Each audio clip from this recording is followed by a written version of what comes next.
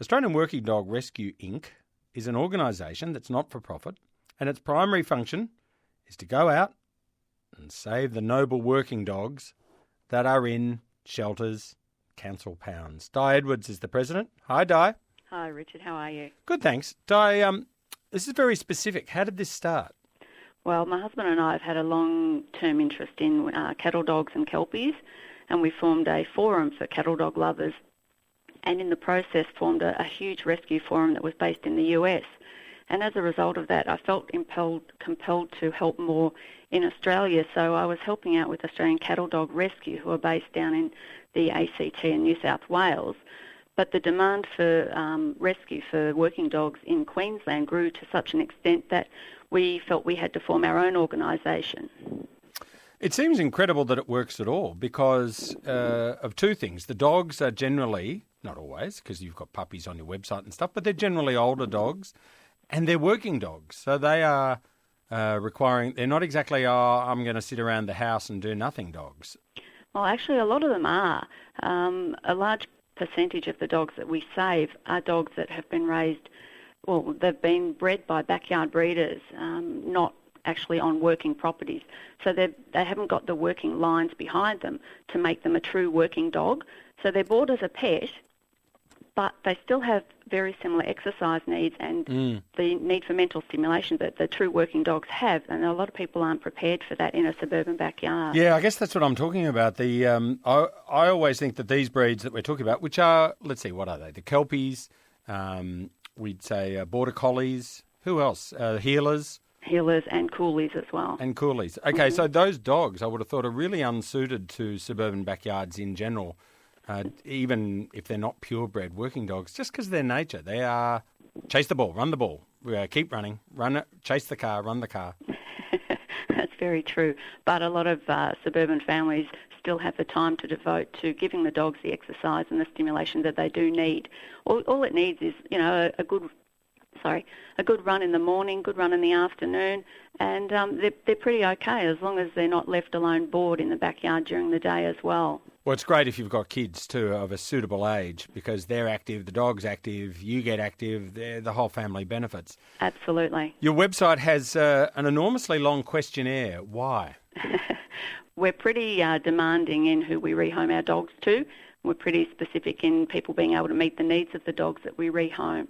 So we like to ask a series of questions just to make sure that the people are prepared and they have the facility to cater to the dogs and that they're not going to end up back in the pound at some stage because the person adopting can't handle them. Have you said no to lots of people? We haven't said no to a lot of people, no. We tend to get people that are specifically after this sort of dog. We don't get people looking for Labradors that come and fill out our questionnaires. Well, I guess too that if they're daunted by the questionnaire, they're probably not right for the dog.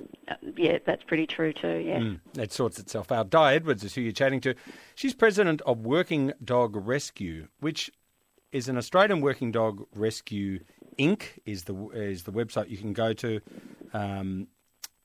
And you find out a non-profit organisation who are trying to save working breeds from being euthanased in council pounds and shelters and find new homes for them. They're scattered all over the country. Do you transport dogs? We do indeed, yes. We have a series of road transports and we also transport by plane as well. Jet Pets are a fantastic company that we use for our flights and dog movers as well. But each dog isn't free, is it? No, it's not. Each dog is charged an adoption fee of $300. That covers the desexing, microchip, vaccination, heartworm test and heartworm prevention as well. Interesting. That's a lot of money. But I guess, again, anyone who's prepared to pay the money won't trash the dog. We value more something we're paid for than we get for free. That's the general theory, yes.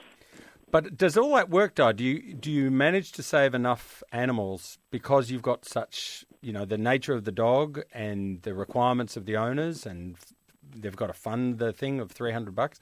Do you think you save enough? Well, we don't save enough, but only because we don't have the facility to put them somewhere when we get them out of the pound. We rely on foster homes for that and boarding kennels. And as you can imagine, boarding kennels aren't cheap. So we've got a few dogs in boarding waiting for foster homes because we're desperately short of foster homes. And foster homes involve what? A good backyard, someone who understands dogs. What else? It's generally a person who would, in general, adopt one of our dogs, who has the room and the time to spare to give a temporary home to one of them until we find a new home for them. As you chat to Di, you get a sense of how much of a job this is. Di, why are you doing this? I have a passion for working dogs, and so many of them are bought on impulse, and people don't do the research into the breed, so they're just not prepared for them. And I just feel sick seeing so many of them in pounds and getting put to sleep purely because someone bought them and they didn't know how to handle them. Well, it's absolutely true, isn't it? They're a high maintenance, well, they're a working dog. If they're in a small backyard or if someone's going away to work all day, they are the dog most likely to dig, tear up things, bark, go mad, basically, in the small space on their own, isn't it? Well, they're not the worst dog at doing that, but they are up there, yes. They do need to be exercised and mentally stimulated. And often, a working dog left alone in a small suburban backyard, that, is probably asking for trouble. But, if you've got more than one dog, they entertain each other, they exercise together, they run, play, and, they work each other through the day. Yeah. Do you follow up, Di? Do you check on how the dogs have gone once they've been home? We most certainly do. We request photos and stories from our adopters, and we often get updates and put them on our Facebook page and on our website. It becomes a club, doesn't it? It does indeed, yeah, a big support group. It's really interesting. And Di, any sense in you, how long have you been doing this for? Well, my husband and I formed the organisation in January of this year. And to date, we've probably rescued about 120 dogs. Wow.